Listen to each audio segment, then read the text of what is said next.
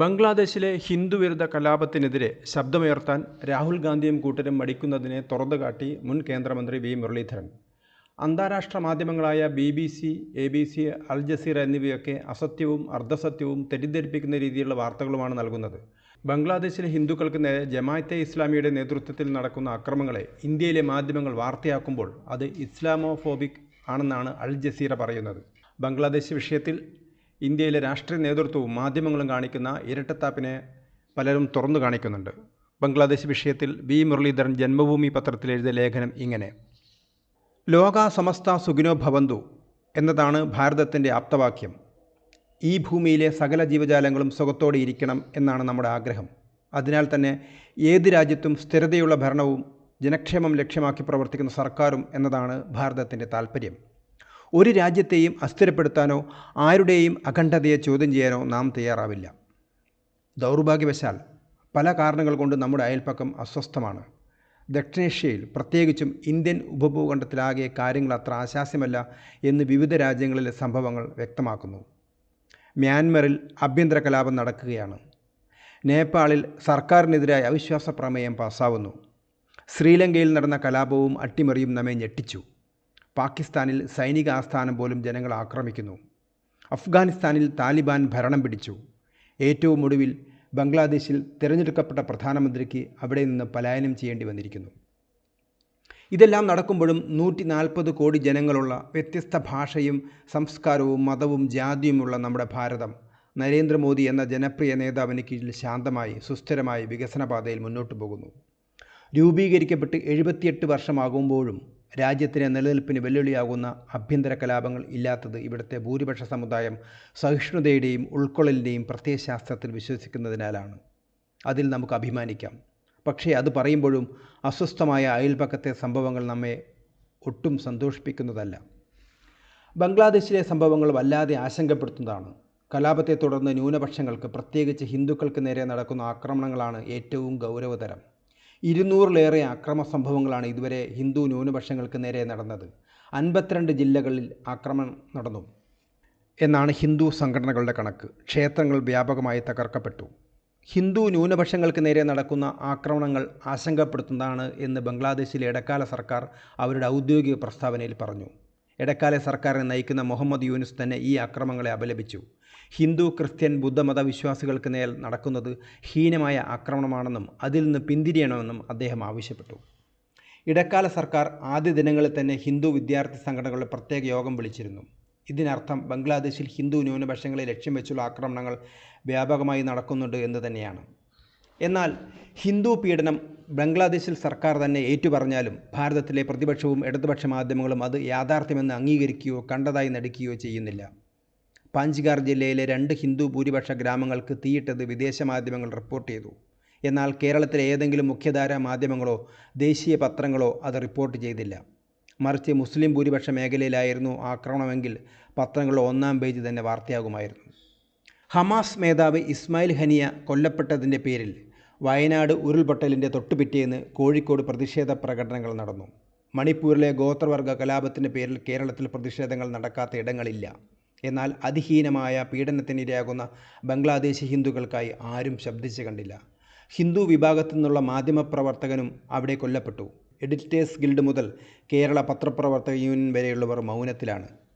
ആക്രമണങ്ങൾക്ക് പിന്നിൽ ജമാഅത്തെ ഇസ്ലാമിയാണെന്നാണ് പ്രതിപക്ഷത്തിൻ്റെയും മാധ്യമങ്ങളുടെ മൗനത്തിന് കാരണം. വിദ്യാർത്ഥി പ്രക്ഷോഭമായാണ് കലാപം തുടങ്ങിയതെങ്കിലും പിന്നീട് ജമാഅത്തെ ഇസ്ലാമി ഏറ്റെടുത്തു എന്നാണ് അന്താരാഷ്ട്ര മാധ്യമങ്ങൾ റിപ്പോർട്ട് ചെയ്തത്. തീവ്ര മതവിശ്വാസങ്ങൾക്കായി നിലകൊള്ളുന്ന പ്രസ്ഥാനമാണ് ജമാഅത്തെ ഇസ്ലാമി. ആ പ്രസ്ഥാനത്തിൻ്റെ വെബ്സൈറ്റ് തന്നെ പറയുന്നത് ശരീഅത്ത് നിയമം പ്രാവർത്തികമാക്കുകയാണ് പ്രവർത്തന ലക്ഷ്യമെന്നാണ്. മതരാഷ്ട്രവാദത്തിനായി നിലകൊള്ളുന്നവർ കലാപത്തിൻ്റെ ഭാഗമായാൽ ന്യൂനപക്ഷ പീഡനം ഉറപ്പാണ്. ബംഗ്ലാദേശ് വിമോചന സമരത്തിൽ മാതൃരാജ്യത്തെ ഒറ്റുകൊടുത്തവരാണ് ജമാഅത്തെ ഇസ്ലാമി. പാകിസ്ഥാൻ സൈന്യത്തിനോടൊപ്പം ചേർന്ന് സ്വാതന്ത്ര്യ സമരത്തെ അട്ടിമറിക്കാൻ ശ്രമിച്ചവർ. വിമോചന സമരത്തെ തോൽപ്പിക്കാനുള്ള ശ്രമത്തിൻ്റെ ഭാഗമായി ബലാത്സംഗം ആയുധമാക്കിയ നീചന്മാരാണ് ഇക്കൂട്ടർ. ജമാഅത്തിൻ്റെ പോഷക സംഘടനയായ റസാക്കാർ സേന ന്യൂനപക്ഷ വിഭാഗങ്ങളിലെ സ്ത്രീകളെ കൂട്ടബലാത്സംഗം ചെയ്തു. റസാക്കാർ സേനയുടെ സ്ഥാപകൻ ജമാഅത്തെ ഇസ്ലാമിയുടെ പ്രധാനിയായ AKM യൂസുഫ് ആയിരുന്നു. ലക്ഷക്കണക്കിന് ഹിന്ദു സ്ത്രീകളും പെൺകുട്ടികളുമാണ് ബംഗ്ലാദേശ് വിമോചന സമരകാലത്ത് ബലാത്സംഗത്തിനിരയായത്. അന്നത്തെ ക്രൂരതകൾ പഠിച്ച ബീന ഡിക്കോസ്റ്റയെ പോലുള്ളവർ പറയുന്നത് ഹിന്ദു സ്ത്രീകളെ ഇമാമുമാർ പൊതുമുതൽ എന്നാണ് വിശേഷിപ്പിച്ചിരുന്നത് എന്നാണ്. പാകിസ്ഥാനി സൈനികർക്കും അവരുടെ സഹായികൾക്കും ഹിന്ദു സ്ത്രീകളെ ബലാത്സംഗം ചെയ്യാനായി മാത്രം പ്രത്യേക ക്യാമ്പുകൾ പോലും പ്രവർത്തിച്ചു. റസാക്കർമാർ മാത്രമല്ല, അൽ ഷാംസ്, അൽ ബാദർ എന്നിങ്ങനെ പല രൂപത്തിൽ ജമാഅത്ത് ഹിന്ദു വിരുദ്ധ നീക്കങ്ങൾ നടത്തി. അന്ന് പീഡനത്തിനിടെ സ്ത്രീകൾക്ക് പിന്നീട് മുജീബുർ റഹ്മാൻ സർക്കാർ വീരാംഗന പദവി കൊടുത്തിരുന്നു. ബംഗ്ലാദേശ് വിമോചന സമരത്തിന് ശേഷം ഷെയ്ഖ് മുജീബുർ റഹ്മാൻ ജമാഅത്തിനെ ആ രാജ്യത്ത് നിരോധിച്ചു. ഹിന്ദുക്കൾക്കെതിരായ അതിക്രമങ്ങളായിരുന്നു കാരണം.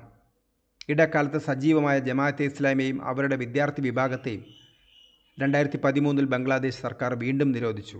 വിധ്വംസക ശക്തികളുമായുള്ള ബന്ധത്തിൻ്റെ അടിസ്ഥാനത്തിലായിരുന്നു നിരോധനം. ലോകത്തെവിടെയും മതഭീകരതയോട് ഐക്യപ്പെടുന്നവരാണ് ജമാഅത്തെ ഇസ്ലാമി. അവരുടെ മുഖപത്രമായ മാധ്യമത്തിൻ്റെ നിലപാടുകൾ തന്നെ ഇത് വ്യക്തമാക്കുന്നു.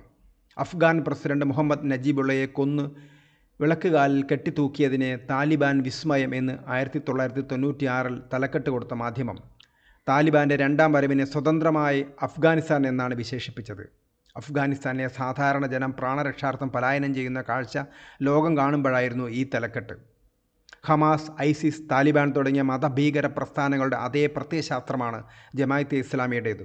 സിറിയയിൽ ന്യൂനപക്ഷമായ യസീദികളെയും ക്രിസ്ത്യാനികളെയും കൂട്ടക്കുരുതി ചെയ്ത ഐസിസ് സ്ത്രീകളെയും കൊച്ചു പെൺകുട്ടികളെയും പോലും ലൈംഗിക അടിമകളാക്കി മാറ്റി.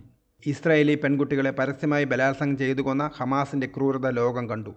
അതേ പാത പിന്തുടരുന്ന ജമാഅത്തെ ഇസ്ലാമി ബംഗ്ലാദേശ് രാഷ്ട്രീയത്തിൽ സജീവമായി തിരിച്ചെത്തുന്നത് വെല്ലുവിളിയാകുന്നത് ഹിന്ദുക്കൾക്കാണ്, പ്രത്യേകിച്ച് സ്ത്രീകൾക്ക്. പാകിസ്ഥാൻ, അഫ്ഗാനിസ്ഥാൻ തുടങ്ങിയ രാജ്യങ്ങളിലും വലിയ പീഡനത്തിനിരയാവുന്നവരാണ് ഹിന്ദു ന്യൂനപക്ഷം. ഇവിടങ്ങളിലെല്ലാം ഹിന്ദു സമൂഹത്തിന് എണ്ണത്തിൽ വരുന്ന കുറവ് നോക്കിയാൽ കാര്യങ്ങൾ വ്യക്തമാകും. 1951 ബംഗ്ലാദേശ് ജനസംഖ്യയുടെ, അന്ന് കിഴക്കൻ പാകിസ്ഥാനായിരുന്ന ബംഗ്ലാദേശിൻ്റെ ജനസംഖ്യയുടെ 22% ഹിന്ദുക്കളായിരുന്നെങ്കിൽ 2022 സെൻസസ് അനുസരിച്ച് അത് വെറും 8% മാത്രമാണ്. ഹിന്ദു ജനസംഖ്യയിൽ വലിയ ഇടിവുണ്ടായത് 1941 മുതൽ 74 വരെയാണ്, അതായത് പാകിസ്ഥാൻ്റെ ഭാഗമായിരുന്ന കാലത്ത്.